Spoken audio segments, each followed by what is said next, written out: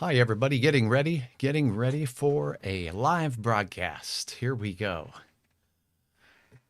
All right, we are expecting a chance of some severe weather after a significant cool down on our Tuesday. Wednesday, though, there will be heat, there will be humidity and fuel for storms. There'll be some morning fog. I'll have details on what you can expect, including the risks, the timing, and the track of the storms, and how much rain may fall. It's all coming up right now on Hutch's Weather.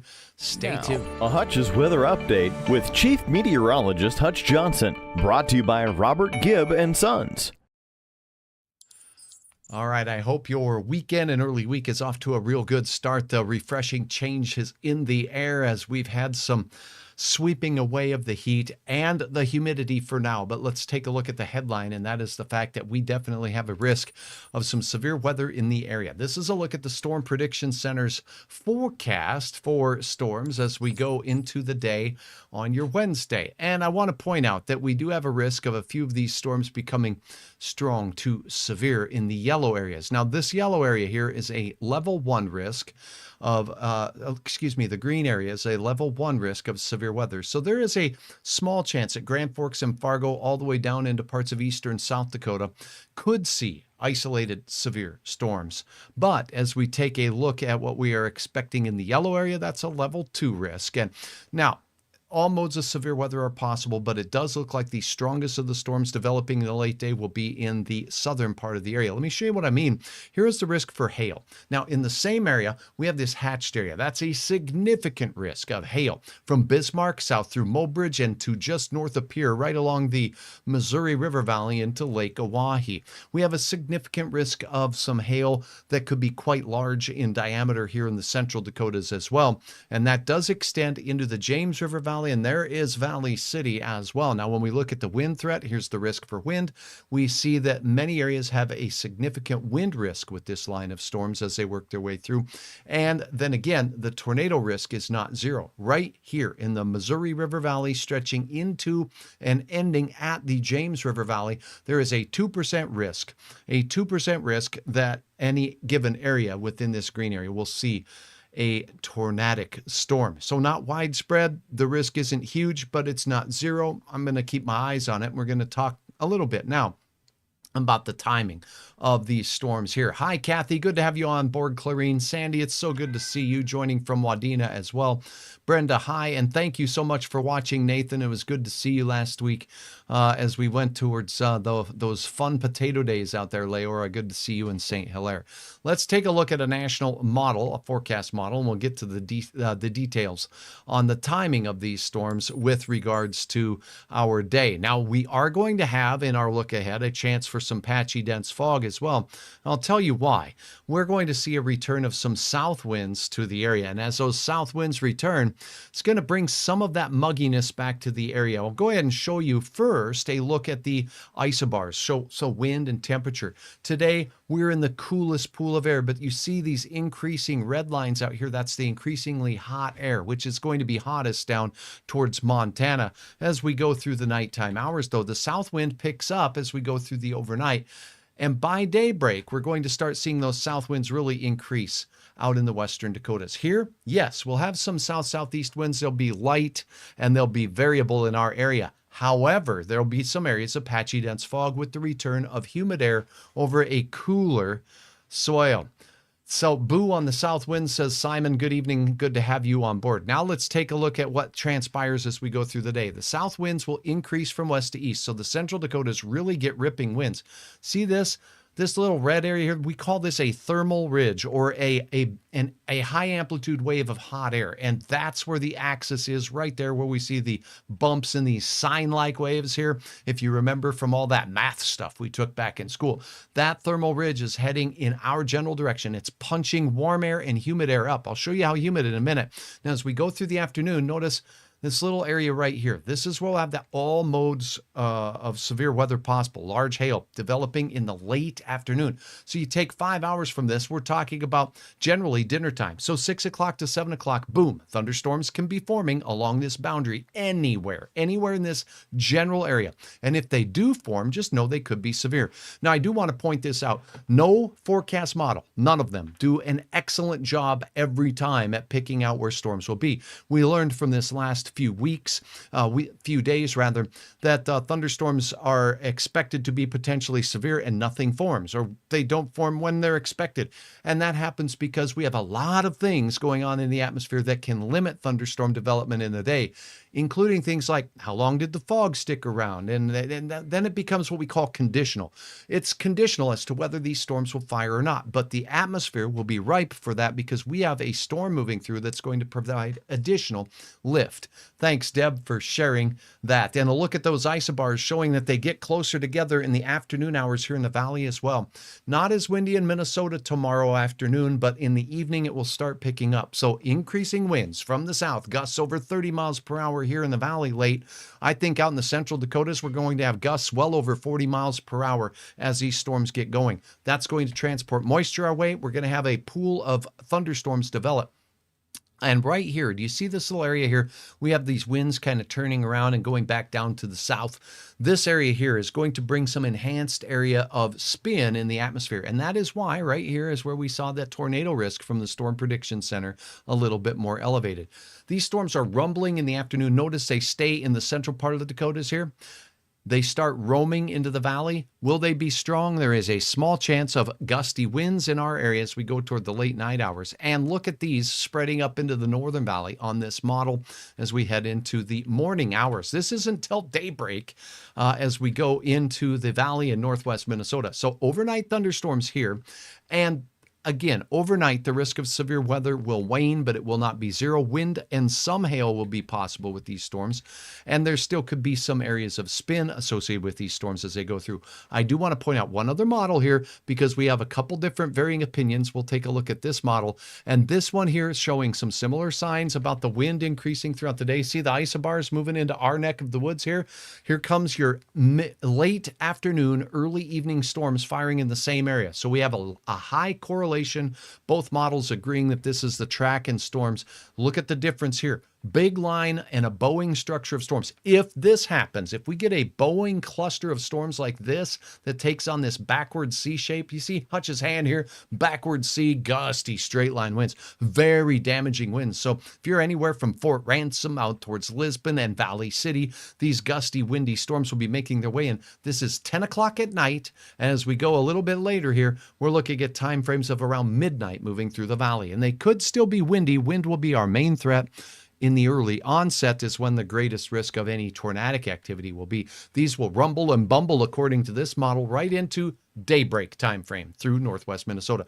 Both models agree on the timing, but you can see from this that there's a different outcome here on each, and each is possible. And in fact, what's going to happen tomorrow is going to be different than either of these. Good evening, Carrie. Thank you so very much. Gonvik checking in here, and you're welcome for the updates. Now, I do want to say thank you very much for all of your sharing of photos over the last few days as I was traveling and still doing my best to keep you updated with the weather. And now we have more weather to worry about. Let's get to a look at how much rain. There is a lot of folks out there as we go through the day that are trying to figure out their harvest, right? The harvest is ongoing right now, and this can really slow things down and change things up for those of you doing the harvest activities. We're going to get through most of the daylight hours here in the valley, and it won't be until dark 30 before our chance of rain increases in eastern North Dakota and parts of northwest and western Minnesota. But there could be some locally heavy rain underneath the thunderstorms that form, and I'm going to show you that first in your forecast graphics here. Let's go to this. Here is a look at the rainfall potential from one model. This is showing pockets of heavy rain. And as I just mentioned, these models don't do a great job of depicting exactly where the thunderstorms will form. But this model and many models did have some of the heavier rainfall down to the south in the Southern Valley, the James River Valley, and on in towards Grand Forks. Now, whatever model pans out, what I want you to pay attention to is not the amount of rain this is forecasting for any given location, but many of us will have a decent chance at a few tenths of an inch to around a half of an inch. Most of us will be in this category, a few tenths to a half of an inch. A few under the gully washers will get 1.5 plus. And I did see a couple of models that are showing that we could potentially see some significant rainfall in localized areas if these storms do what they're capable of in the overnight hours, that could see over 3 inches of rain in some pockets. Val, thanks for your support of stars. Thanks for supporting Hutch. Thanks for following me here on Facebook. Thank you you for subscribing on my YouTube channel. And thank you, as always, for checking out hutchesweather.com for the very latest. So, Maya says, as long as the storms stay away during the game time Thursday night for Fergus Falls and Underwood area, that would be pleasant. Well, it does look like this stuff will be gone by Thursday night, so that's the good news. All this rain, this rainfall is the potential by Thursday morning. Then all of this moves out to the east, and eastern Minnesota gets the punch as we go into Thursday afternoon and evening. So this is the rainfall potential. Let's get to the forecast facts, and I'm going to dive deep into a couple of other things that I want to pass along to you. Number one, check it out. Morning temperatures are going to be mighty cool. We're talking 50s and even some 40s up there. If you're in Langdon, if you are in Botno, if you are in Rolla, if you are in Rock Lake, a chance for some 40s out there, crisp. And see this morning fog chance. That's right, because, well, we're going to see temperatures falling cold enough to be close to those dew point temperatures. And when that happens, whoo-wee, we get fog. So watch out for that first thing in the morning. Now, as we head into the afternoon, the light and variable wind will pick up. So in Fargo, 58 to start, patchy fog, increasing sun, and increasing southeasterly wind. Now, here is your hometown's forecast temperature on your Wednesday afternoon. Look at this heat, ridiculous heat piling right back into the central Missouri River Valley. Bismarck, you're going to kiss 90 degrees tomorrow, Minot, and on up into the Harvey area. Temperatures well into the mid 80s are going to be possible. So that's where the heat is. That's where a lot of energy will be in our atmosphere. Look at the valley here. We'll be kissing that 80 degree mark as opposed to the 90 degree mark. And storms firing to the west will make their way in our general direction late. So Hutch's forecast here for Lakes Country, another cool day, 68 to 73 degrees for most in central and northwest Minnesota, with the exception of the northern Red River Valley, and night storms with a chance for some wet rain and maybe some rumbles of thunder. And remember, some of these storms could pack some windy conditions in your area. So here's what you need to know then as we head into your forecast for your Wednesday afternoon and beyond. Let's take a quick look at this. First and foremost, near 80 on Wednesday in Fargo, near 80 again on Thursday, and the thunderstorm chances will exit by Thursday night. Labor Day weekend, if you're starting early, congratulations. It looks like the start of the weekend, Friday and Saturday, brings the 80s again, mid 80s on Saturday. Hot, but not as humid as what we had before. We're going to take a deep dive look at that here in a minute. Then, as we go through the last half of your Labor Day weekend, we take a dump right down into those low 70s out there for Sunday and for Labor Day. And there could be some gusty conditions as we go into your Labor Day as well. Keep that in mind. Much cooler weather for the second half of the holiday weekend. And back to school, back to work we go, and temperatures back to about average, which is now 79 degrees. So overall, Hutch's bottom line says Wednesday storms, possibly severe, mainly west. Rainfall of around a half of an inch is going to be possible for some in the area. And over that amount under the gully washers, we'll have cooler overall week weather, and the Labor Day weekend looks pleasant with a warm start and a cooler finish. Now, please type your questions if you have them. And now we're going to take another look at some model data here on the deep dive, because we just went through some of the most redonkulous amounts of humidity in our area. And I will also share some of your photos. That's coming up here in the next couple of minutes. So let's start with a look at this humidity. One of the measures of moisture in our atmosphere meteorologists follow is called dew point temperature. And the dew point temperature is the temperature we have to cool the air down to for the air to become saturated. So when we have dew points that are in the 60s and 70s, that's air that's often more akin to what we see down in the Gulf of Mexico. And what we experienced over the weekend, both here, central Minnesota, near record level dew point temperatures. They were never this high before in many areas. We're talking 80s for dew points. That's just ridiculous. That has been suppressed down into Iowa, where you see the purple blob down there. Now, as we set this into motion, notice in our area right now, we are enjoying dew point temperatures in the 40s. That's very dry air. If you store thunderstorms in air with dew points in the 40s, you're not going to get much rain. That air has to really be cooled a lot. If it's heated to 90 degrees, it has to cool down to 40 before we can make a cloud. So we don't make many good thunderstorm clouds when we have dew points in the 40s. And if we do, they're way high. Nope. Watch what happens as we go through the overnight hours and head into tomorrow. The south winds start returning dew points in the 50s by morning. That's enough for some reasonable amounts of rainfall. Look at the valley. We're starting to see those 60s return for dew points. That's getting sticky again here. And here come that pocket of 70s punching up right into the central part of the Dakotas. Moisture is fuel for instability in the atmosphere. So it's this area right here, northern South Dakota and southern North Dakota, where we'll have dew points in the 70s, which really destabilizes the atmosphere. It makes that hot air want to rise even more rapidly. And this, if we get strong winds with it, can fuel strong thunderstorms into the overnight. So that is why I think that second model I showed you with that cluster of storms that kind of rolled with the backward C shape into the Southern Valley, that is entirely possible with the scenario of a strong overnight south wind pumping this hot, moist air into our area, even into the late night hours and overnight. That could indeed fuel thunderstorms right into the deep overnight hours into parts of southeast North Dakota. Just notice this, a lot of that moist air, those dew points in the 70s start going away, and quickly it's replaced by this dew points in the 30s. Out in the western part of the Dakotas. You're looking at places like Glen Olin. You're looking at places like Dickinson. And look at this out in Buffalo, South Dakota. Dew points close to those low 30s means that we could see temperatures fall into the low 30s. You know, when they say the desert heats up and cools down a lot, that's because the air is so dry. All right. Oh, we got the some kind of an opener this Minnesota this coming Sunday, ? Teal opener. I'm not familiar with that, Carla. Thank you for checking in, though, with your questions. If you have questions, please pop them down in here, but I didn't understand that one. Teal opener in Minnesota this coming Sunday, ? Okay, now that's a look at the moisture in the atmosphere. This model also can calculate areas where we have the best chance for thunderstorms and instability. Instability, hot, humid air is what we need to make that atmosphere unstable. Let's check out some of those dynamics in our atmosphere. And to do that, we're going to look at just how unstable it is by looking at something called convective atmospheric potential energy. That's rising pockets of air. Now, sometimes in our atmosphere, we get convective atmospheric potential energy that builds, but storms never can make it happen. I saw some photos shared by you this weekend of a couple of towers trying to form, and then they fall back down and collapse. Those hit a cap, the energy gets capped if it's too hot above.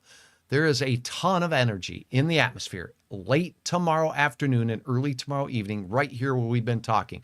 This is the energy for rising air, and there's plenty of it here in our area. Notice how it sharply cuts off here in southeast North Dakota, and that is why presently, the risk of severe weather is thought to be much lower here, and these storms will likely collapse and blow themselves out as they move into the Red River Valley. So one thing to look at, what about spin in the atmosphere? For that, we can look at a couple of different things, but I'm going to look at a tornado parameter. This is where the ingredients are all there. And you know what? If you're of Norwegian descent like myself, this Johnson person here, you can always have all of the ingredients ready to make a great lutefisk dinner. You got your mashed potatoes, you got your lutefisk, you got the butter. You have everything you need to make that great lutefisk dinner. But sometimes it just doesn't happen. The lutefisk tastes too lutefisky, or the butter didn't melt into the fish quite right. This is a look at where the ingredients will be right, but it doesn't mean it's where tornadoes will form. Notice here, as we go into the late afternoon hours when the storms first form, late afternoon, early evening, South Dakota and right along the North Dakota border here and the Missouri River valleys, where that chance is going to be the best and the best amount of spin and ingredients necessary to have the rising air from thunderstorms, but also some spin in the lower atmosphere. It's right here, folks. You may have heard of Reed Timmer. Look at this nonsense. This parameter blows up as we go into the late night hours tomorrow after sunset, even after sunset here. We're looking at close to 10 o'clock here, and the spin in the atmosphere. Let me give you a calculation of this if I can stop this from advancing. Here we go. We're talking about tornado parameters above 2 or 3 in our area, which is pretty high, even 4 in some spots. So yes, basically we're looking at places like Steele. We're looking at places like Emmons County. If you're in Hazleton, Moffett, Braddock, Wishick, Ashley, those areas, Napoleon, Gackle, and maybe even out towards Streeter and Cullum, these areas will have an enhanced risk of some spin in the atmosphere when these storms are moving through. Chris has a question. Why doesn't the Fargo-Moorhead areas see many severe storms or even a tornado.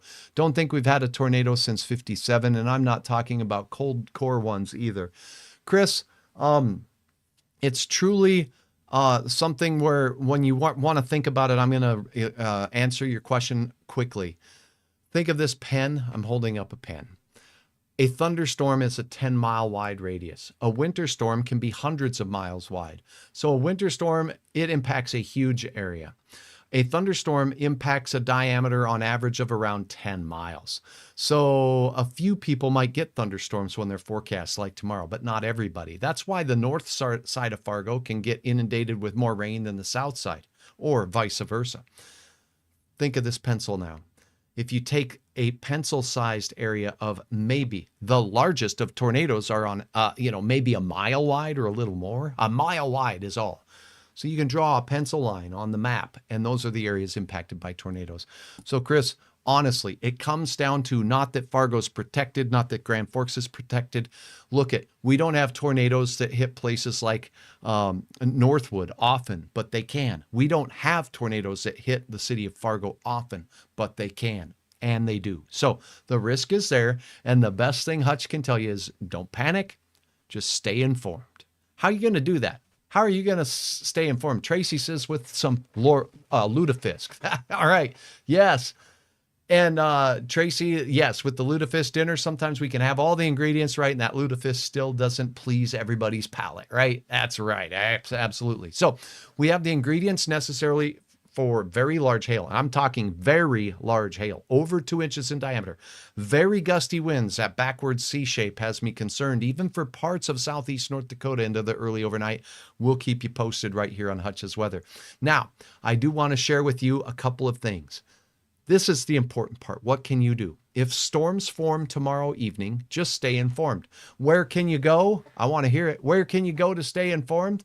I am so excited to be bringing you hutchesweather.com. So you can always go to hutchesweather.com, type it into your computer right now. And as this gets reloaded, if Hutch is going live, look at what shows up at the top here. It's telling you I'm live right now. Click on it and you can watch it right on your laptop, wherever you are. Please keep my sponsors on the top line or any part of this website in mind. And you know what? Many of my sponsors, they go the extra mile to make Hutch's Weather possible. Honestly, without them and without you, we wouldn't have this. But here's your interactive radar. Tonight, we have a few showers and thunder showers heading their way out in that general area east of Brainerd and out into that Cass County area, Cass Lake area. For us, it's really quiet right now, but you can look at the radar. I want to say this. If a storm is forming in your area and it's severe, it's going to say so at the top of the line. If you let the computer track your location, it will give you a forecast, not only for that location, but it will also let you know of any warnings in that area.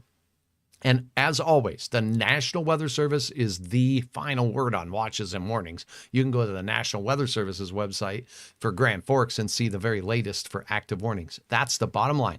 Get the information on whether the storm is severe or not and take the appropriate action. Here is a list on the lower part of the website of recent videos. You can also see that Hutch is calling on all sponsors out there. If your business is interested in being a part of Hutch's Weather and the future of making it grow, well, I'm interested in talking to you. Please email me at hutch.johnson11@gmail.com. Here's where you can upload your photos. And this is where so many of you did exactly that. Check it out. First and foremost, I asked for everyone to share a bunch of photos on International Dog Day as we went through the weekend, and you produced, there were some dandies there. There were some dandies today. Look at this, some beauties out there in the form of full rainbows across the area. I happened to see one. This is from Julia out there in the Detroit Lakes area. Just absolutely stunning shot of a gorgeous sky. This is Little Cormorant Lake area again by this one. This one is by Bernadine. Check out that gorgeous, colorful sky right there out in Lakes Country. And that was just today. And many of you in the Detroit Lakes area and even Greenbush, Minnesota getting in on it. This masterpiece was produced by Lisa. Thanks for sharing and uploading your photos. Look at this little spinny thing in the clouds up there. And you can scroll through here. You can upload your photos by clicking on the little blue upload button right above my head here. And you can scroll through, and not only will you see that we had interesting weather as we went through the weekend, but you uploaded videos like this. This video was uploaded by Chris. And this is kids out there in Fergus Falls after the gully washers went through. We expected the potential for some severe weather to make its way through the area. We didn't see a ton of severe weather in our neck of the woods, but boy, did it rain in Fergus Falls. And thank you, Chris, for sharing this video of kids working with. That's some deep water out there. And again, we always say, turn around, don't drown. So Hutch's Weather, it's interactive. You can upload your measurements of snow, your measurements of rain from your rain gauge, your reports of severe weather, pictures of hail and how big it is. All of that makes my job so much easier, and that's why I appreciate each and every one of you. Thank you so very much, Bob, for joining. I appreciate you. I appreciate Brenda and Kathy and Jeremy. Thanks for watching so very much. Good evening, Hutch. Let's see what happens with tomorrow's storms. Indeed, we will. It looks like the Central Dakotas will have the greatest chance, but if they form and that flow of south wind that we were showing you lasts into the overnight, they could make their way into parts of eastern North Dakota. Minnesota, I think that risk is a little bit lower. As we go away, I want to invite you to follow me here on Facebook, to subscribe to my YouTube channel. And I would also invite you, as always, to visit hutchesweather.com. On a closing note, I have some super duper exciting news to share with you that is right around the corner. The final touches are being made on the next advancement of Hutch's Weather, and I cannot wait to share with you what that is. So please stay tuned for that. For now, I am meteorologist Hutch Johnson. Have a wonderful night, and I will check back in again with you on Wednesday with updates of our